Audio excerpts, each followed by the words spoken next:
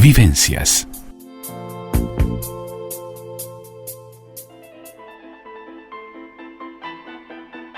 El todo y sus partes. La columna de Carmen Molinas Bonilla en Vivencias.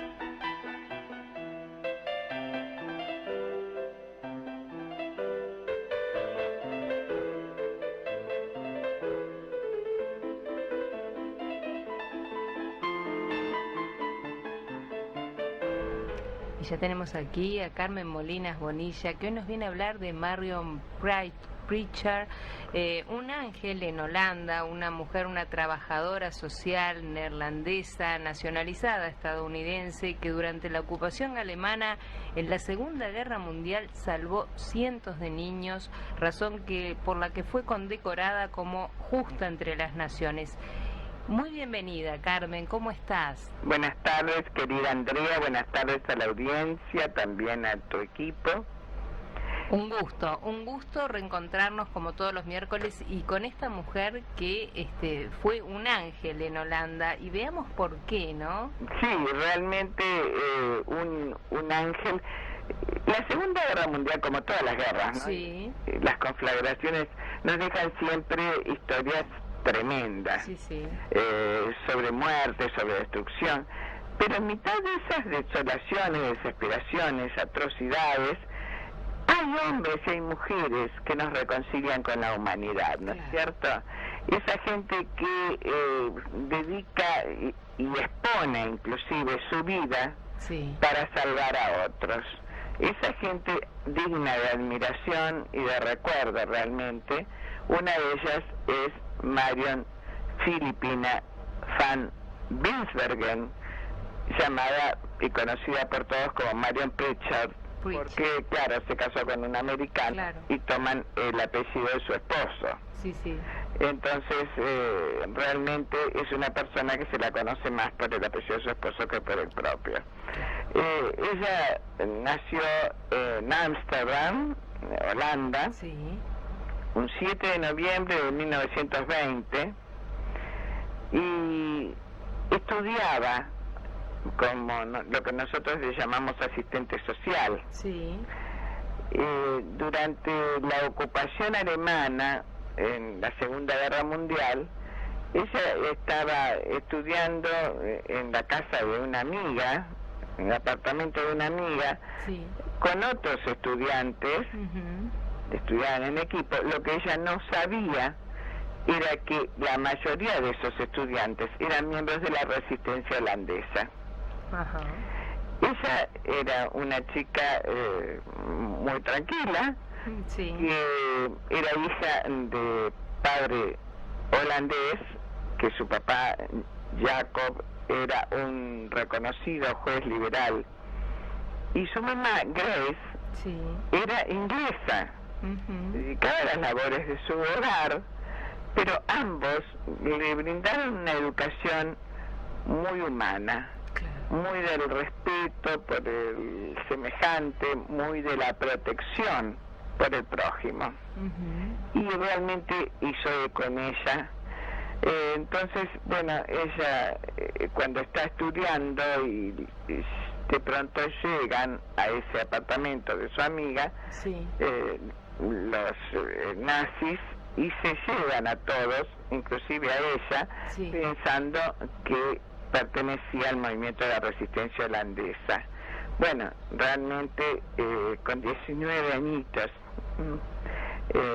la arrestan, y ella dice que hasta entonces no sabía lo que era el miedo. Ella dice textualmente: siempre pensé que tenía la habilidad de mi madre para ignorar el miedo, hasta que pasé 7 meses en la cárcel nazi, ¿no? Claro, y esto de alguna manera creo que fue lo que la llevó a ayudar a los judíos, ¿no?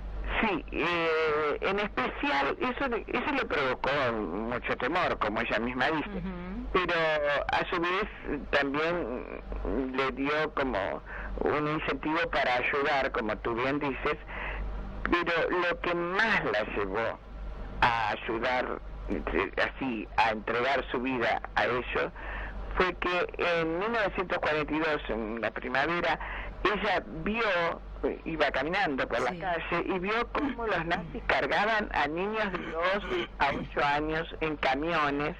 Claro. Estos chiquitos estaban horrorizados, aterrorizados, lloraban, desesperados, y ella también se tuvo que esconder, horrorizada, para poder llorar.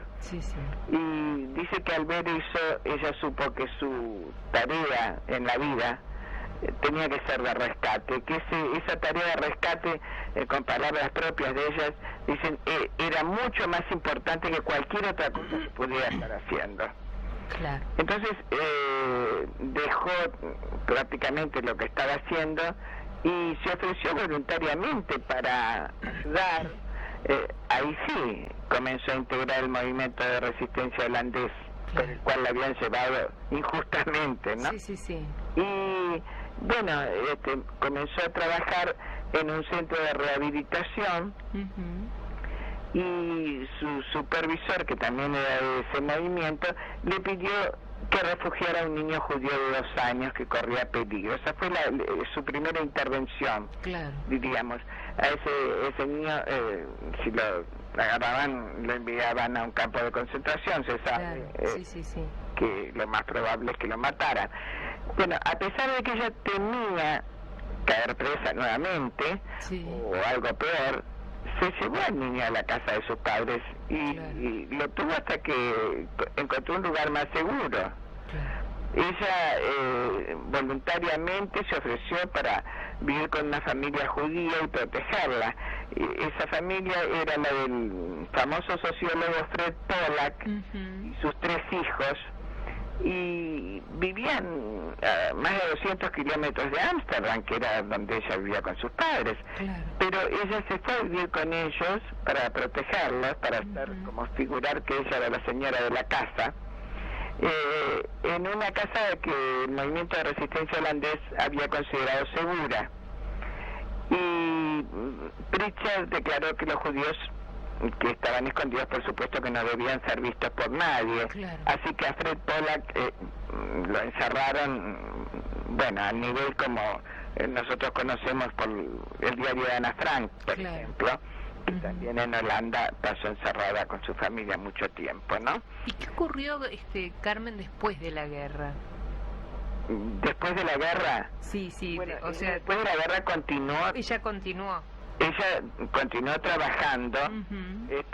Ahora, lo importante es que ella siguió durante la guerra, ayudando, no fue solamente con la familia Pollack, con la que se quedó hasta 1945, o sea, hasta que terminó la guerra. Pero ella mientras tanto siguió ayudando, y sabés que anotaba a los niños como si fueran sus hijos. Y les consiguió documentación entonces como hijos de cristiana, ¿no? Y bueno, realmente así logró salvar, dicen que a unos 100 y pico de niños. Y después de la guerra ella continuó siempre su trabajo y entró a una asociación porque ella se interesaba mucho por ver cómo fue que siguió la vida de esa gente que ella ayudó. Y trató también, porque ya había tenido el ejemplo de la familia Pollack, que cuando ella ayudó era el sociólogo y sus 3 hijos, porque la madre la habían llevado, sin embargo consiguió que la señora, la mamá, se pudiera reunir con su familia. Entonces, con eso ella decidió entrar en la Administración de las Naciones Unidas para el Auxilio y la Rehabilitación, que se conoce como la sigla UNRWA. Se dedicaba a la asistencia y repatriación de las personas desplazadas por la Segunda Guerra Mundial. Cuando ella entra a esa institución para ayudar, como siempre, conoce a Anton Pritchard, su futuro esposo, digamos. Claro, era un militar del ejército de Estados Unidos, era un teniente del ejército, Entonces, cuando ellos trabajan allí para ayudar, y cuando la UNRWA fue disuelta, porque ya no era necesaria, ambos contrajeron matrimonio, y es ahí que ella pasa a llamarse, como decíamos, Marion Pritchard. Y se establecen en Estados Unidos, primero en Cambridge, en Massachusetts, y después en una granja de Vermont. Ella continuó estudiando y se especializó como psicoanalista infantil. Entonces se dedicó a atender a los niños, en especial a los niños con traumas por haber vivido situaciones límites. Claro. Y se dedicó a la vez a impartir conferencias sobre el Holocausto. Entonces, si pensamos que al finalizar la guerra, ¿no?, los nazis habían matado más o menos 100.000 judíos holandeses, podrían haber sido muchos más. Claro. Y no lo fueron gracias a gente como ella. Sí. Porque ella sola salvó a 125 familias judías. Claro. Cuando hablamos de familias, si la multiplicamos por 4, una familia tipo, imagínate la cantidad de gente que salvó. Y dicen que, como te digo, más de 100 niños, ¿no? Claro. Y bueno, realmente ella logró conocer el paradero de amigos judíos sobrevivientes de la guerra, gracias a haberse incorporado a esa UNRWA, esa Administración de Ayuda y Rehabilitación de las Naciones Unidas. Y bueno, cuando está en Vermont, ella comienza a trabajar como psicoanalista de niños, que ya lo dijimos, y lo hace hasta muy avanzada edad.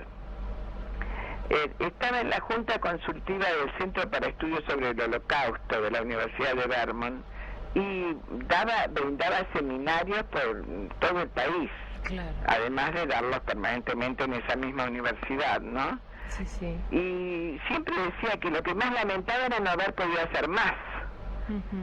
Hizo tanto. Sí, una mujer que murió trabajando de alguna manera. Murió nonagenaria. Sí. Había tenido 3 hijos. A sus hijos, así como sus padres, le proporcionaron una educación muy humanista y muy ética. También se dedican a ayudar como fueron Marion y su esposo, ¿no?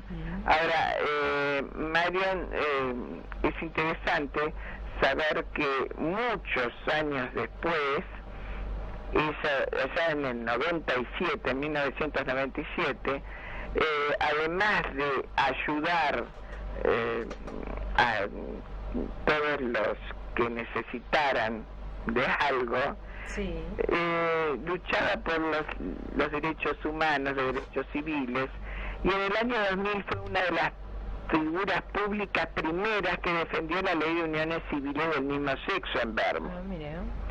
Y Vermont fue el primer estado de Estados Unidos en establecer esa ley, pero eso le llevó a ser amenazada de muerte por grupos extremistas.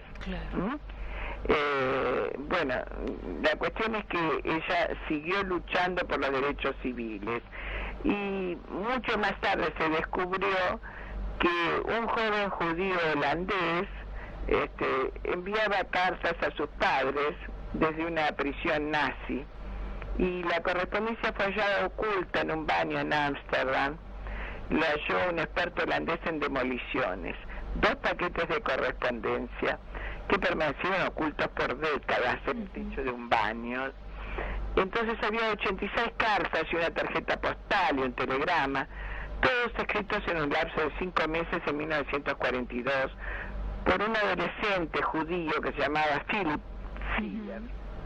Bueno, toda esa familia había muerto, por supuesto que el muchacho lo mataron los nazis, pero antes de que lo mataran, cuando él estaba en un campo de trabajos forzados, lograba enviar esas cartas. Y Marion fue la que tradujo del holandés al inglés para que se pudieran publicar esas cartas, que lo hicieron. Me parece que es importante decir, es un dato de algo más que ella hizo. De lo mucho que hizo, ¿no? De lo mucho que hizo. Por eso ella tuvo tantas tantos premios. Claro. Y bueno, el más importante de todos es justamente la medalla Wallenberg, que se le otorgó en 1992 como reconocimiento por sus actos durante el Holocausto. Esa es justa entre las naciones, justamente. Justa entre las es naciones. lo que se considera el premio más importante que da el Estado de Israel, y para darlo investigan al máximo. Claro. Bueno, me parece... Y una mujer que además sus orígenes no era de origen judío, ¿no? No, para nada. Yo te digo, ella era una mujer, una chica de 19 años. Sí. Por eso ella podía anotar a los niños, claro, como hijos de ella, y los consideraban cristianos, porque ella era de origen cristiano. Claro. Y el papá alemán y la mamá inglesa, nada que ver, ¿no? Sí, pero muy meritorio que se puso una causa al hombro, por humanidad, ¿no? Por humanidad, justamente. Y bueno, y ella siempre defendió, porque una de las cosas que se dijo era que los judíos iban como ovejas al matadero, ¿no? Que no que no tenían capacidad de defensa, a pesar de que se sabe toda la lucha del gueto de Varsovia, pero en general, fuera de lo del gueto, decían que los judíos iban poco menos que voluntariamente a su muerte, y ella desmiente eso, dice que no iban voluntariamente a su muerte, que no iban sin defenderse, sin luchar, que es un concepto universal incorrecto, decir que no se resistieron ni se defendieron. Que lo que pasa que, bueno, sí, los llevaban como rebaños y no tenían nada más que hacer que seguir a esos nazis que los obligaban, pero cuando podían ellos se defendían. Y también que es un concepto incorrecto, dice, creer que los holandeses se mantenían con los ojos cerrados ante estas situaciones, porque ella recibió mucha ayuda, también traiciones, claro, pero recibió mucha ayuda de mucha gente del pueblo holandés, que de pronto de sus magras raciones le daba un poquito a ella para que pudiera alimentar a esos niños que protegía, ¿no? Sí. Sin embargo, bueno, de toda esa gente, dice, los vecinos eran buenos, sabían que yo, mientras el sociólogo Pollack, que era el padre de familia que ella ayudaba, lo tenían escondido al estilo Ana Frank, a los chicos los sacaba del patio a jugar, claro, decía que eran sus hijos propios, y los vecinos lo sabían o lo sospechaban, pero bueno, solo uno, pero bastó que uno fuera un traidor y lo denunciara para que fuera ese policía nazi que ella mató, ella para defender a los chicos y a Pollack, tomó un revólver que tenía guardado y le disparó y lo mató. Eso fue otra cosa que ella siempre tuvo como un peso en su conciencia, pero realmente dijo, no podía hacer otra cosa. Claro, sí, fue en defensa de un montón, de una familia entera y de un montón de vidas. Que después logró, como te dije antes, encontrarse con su madre, y esa familia fue privilegiada, porque realmente, gracias a esa asociación, lograron encontrar ese hombre, Fred Pollack, y sus 3 hijos, a su madre, que había sido tomada prisionera. O sea que ella logró que una familia por lo menos se reuniera. Más que bien merecido esa condecoración de justa entre las naciones, ¿no? Sí, muy merecida, como otras medallas que le otorgaron a Estados Unidos también. Bueno, también se le están reconociendo ahora toda su lucha por los derechos de las minorías, y también ha recibido una medalla post-mortem, por supuesto, de las comunidades gay. Claro. Porque ya te digo, luchó con ahínco para lograr que se difundiera los derechos de los gays y que se pudieran casar.